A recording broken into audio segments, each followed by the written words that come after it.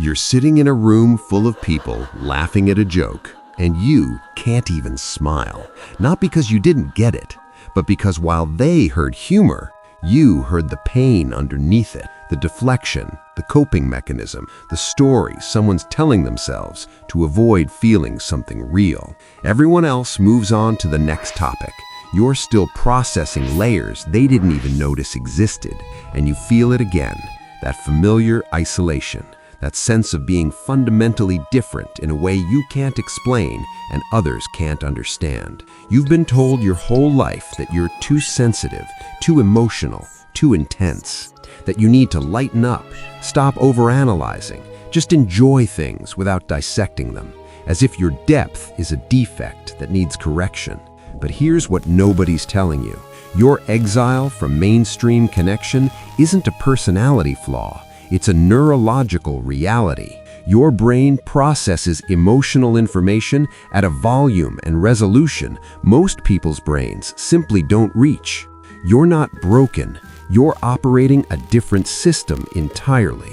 And the world you're trying to fit into was designed by and for people running basic emotional software, while you're running the advanced program. There's a concept in psychology called differential susceptibility.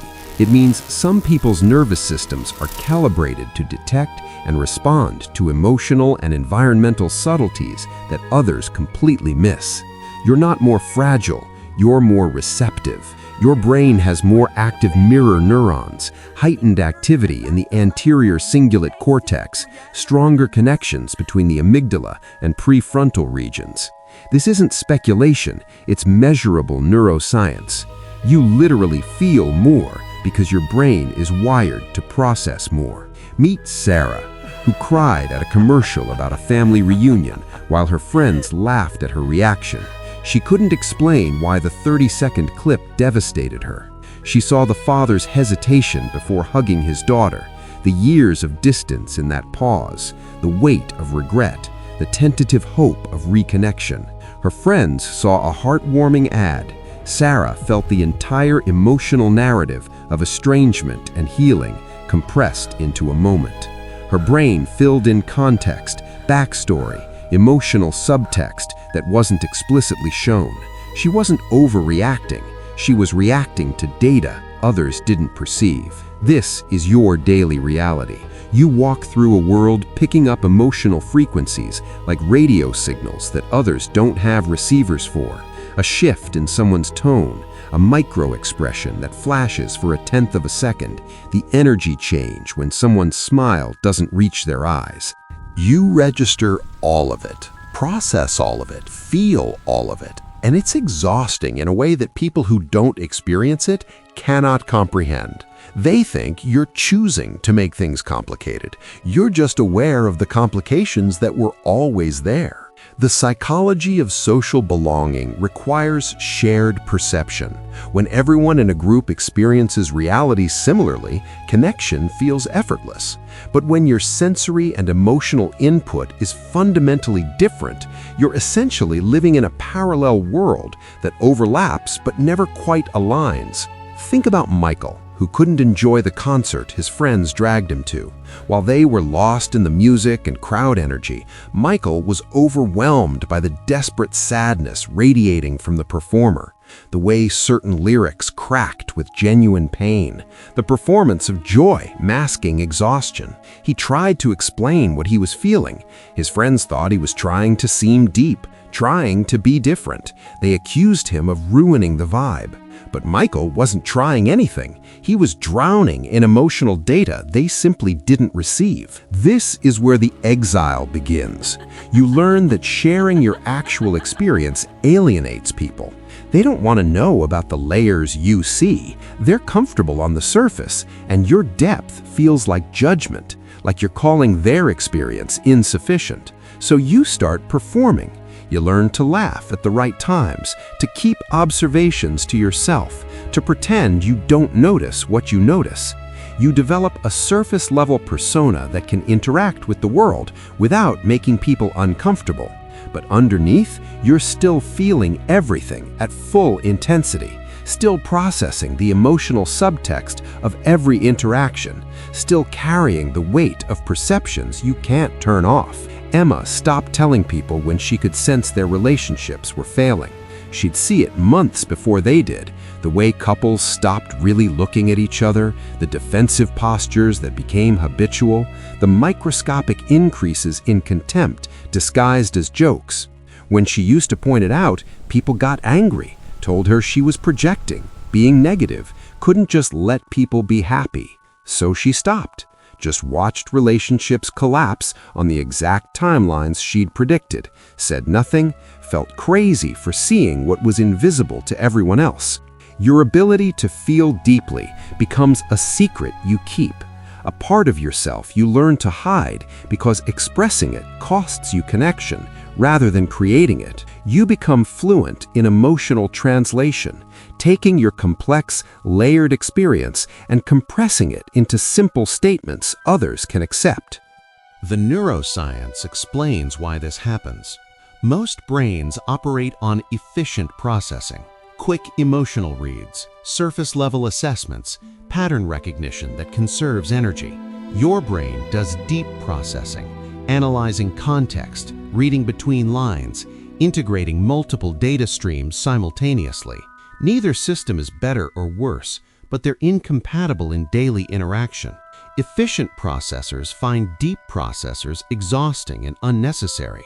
Deep processors find efficient processors superficial and disconnected. Both perspectives are valid, and both groups feel misunderstood by the other. Consider Jordan, who could never do casual dating. Every first date felt like an emotional deep dive, where he was already mapping compatibility, sensing the other person's wounds and defenses, feeling the weight of their unspoken expectations. Meanwhile, they were just trying to have a nice time. People called him intense, told him to relax, to not get so serious so fast. But Jordan wasn't trying to be intense. He was incapable of shallow engagement. His nervous system didn't have a casual setting. Every interaction registered at full depth whether he wanted it to or not. This is the psychology of your exile. You're not choosing to be this way. You can't turn down the volume on your emotional perception any more than someone can choose to see new colors. The wiring is structural, probably genetic, possibly evolutionary. Some researchers believe deep feelers are a survival mechanism, that populations need people who can read subtle signals, who sense danger or opportunity before it's obvious, who maintain emotional memory and wisdom. You might be cognitively expensive to operate, but valuable to the group's long-term survival. The problem is that modern social structures reward efficiency over depth, fast processing, quick decisions, moving on without dwelling. Your brain's tendency to sit with complexity, to need time to integrate emotional information, to remember the feeling context of past experiences, it's all too slow for the current pace. You feel like a lag in the system. Everyone else has moved on to the next moment while you're still processing the last one. By the time you've fully absorbed and responded to something, the conversation has shifted 3 topics away. You're constantly playing catch-up in a game moving too fast for your processing speed. Rachel stopped going to parties because the sensory and emotional overload was unbearable. Too many people, too many emotional states bleeding into each other, too much stimulation for a brain that was trying to deeply process every single input. She'd leave exhausted, sometimes physically ill from the emotional intensity. Her friends called it social anxiety, but it wasn't fear, it was overwhelm. Her nervous system couldn't filter the way theirs did. She was trying to deeply process 50 people's emotional states simultaneously, while also managing her own. The cognitive load was simply unsustainable. So you retreat. You limit your exposure to situations that flood your system. You become selective about who you spend time with, protective of your energy, careful about what you allow into your emotional space. And people call you isolated, antisocial, closed off. They don't understand that you're not avoiding connection. You're managing a nervous system that experiences connection at an intensity they can't imagine. What feels like a pleasant social evening to them feels like running a marathon through an emotional minefield to you. The habits you develop around your depth are survival mechanisms. Needing alone time to process isn't antisocial, it's necessary recovery. Limiting your social circle isn't being exclusive, it's protecting yourself from people who drain you. Avoiding small talk isn't snobbery, it's that your brain literally can't engage at that level without suffering. Here's the shift. Your exile isn't rejection, it's incompatibility. The world isn't designed for your type of consciousness, but that doesn't make your consciousness wrong. You're a deep-sea creature trying to survive in shallow water. The problem isn't you, it's the environment. Most people live in the top 6 inches of the emotional ocean, pleasant, sunlit, simple. You naturally descend to depths where pressure increases, light disappears, and reality gets strange and complex. Neither zone is better, but they're fundamentally different ecosystems. When you try to stay in the shallows, you suffocate. When deep-water creatures try to follow you down, they can't handle the pressure. This is why you feel perpetually out of place. You're biologically designed for depths in a world that mostly operates on the surface. The psychology of self-acceptance starts when you stop trying to fix your depth, when you stop apologizing for feeling things other people don't feel, when you recognize that your nervous system's sensitivity is a feature of your design, not a bug that needs debugging. This doesn't mean the isolation stops hurting, but it means you stop interpreting it as evidence of your brokenness. You're not defective, you're rare. And rare things don't fit easily into systems built for common configurations. Alex spent 30 years trying to become less sensitive, trying to train himself to feel less, to care less, to notice less. Therapy, medication, meditation, boundary setting. Some of it helped manage the overwhelm, but none of it changed his fundamental wiring. He still felt everything intensely. The transformation came when he stopped trying to change it, when he accepted that his brain would always process emotional information at high resolution, that relationships would always be intense for him, that he'd always see layers others missed. He stopped fighting his nature and started working with it. He curated his life for depth rather than breadth. Few friends, but profound connections. Fewer experiences, but fully absorbed ones. Less stimulation, more integration. He built an existence that matched his processing style instead of constantly trying to operate in environments designed for different nervous systems.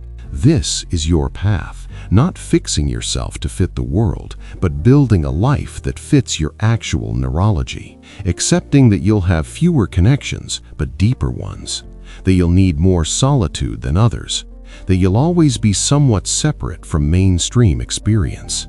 The confidence comes from owning your exile rather than fighting it, from saying, yes, I feel things deeply and I'm done pretending that's a problem, from recognizing that the people who get it, who operate at similar depths, will find you, and the ones who don't get it were never your people anyway. Your emotions aren't too much. The world is often too shallow. Your intensity isn't a disorder, it's a different order entirely. And the sooner you stop trying to shrink your depths to fit other people's shallows, the sooner you find the few who can actually swim with you. Mia finally told someone exactly how deeply she felt things, the full, unfiltered truth about the emotional complexity she lived with. She expected judgment. Instead, she found recognition. The other person said, "Me too," with tears in their eyes. They'd both been performing normalcy their entire lives. That connection was worth 1,000 shallow friendships. Two deep-water creatures finding each other in an ocean of surface dwellers. The exile became less lonely when she realized she wasn't alone in it, just rare, and rare finds rare slowly, carefully, through depth rather than proximity. Your job isn't to make yourself palatable to people who can't handle your depth. Your job is to protect your sensitivity while learning to navigate a world that doesn't accommodate it, to find the others without drowning in the search, to honor your feelings without being destroyed by them. The psychology of feeling too deeply is both burden and gift. You'll carry more pain than others, but you'll also experience more beauty. You'll be exhausted by what doesn't touch them, but you'll be moved by what they can't perceive. Neither experience is superior, they're just different. You can spend your life resenting your exile, or you can finally understand that you were never meant to live on the surface. Some souls are built for depths, and the pressure is the point. You don't feel too deeply for this world. You feel at the exact depth you were designed for, and the world's shallowness is its limitation, not yours.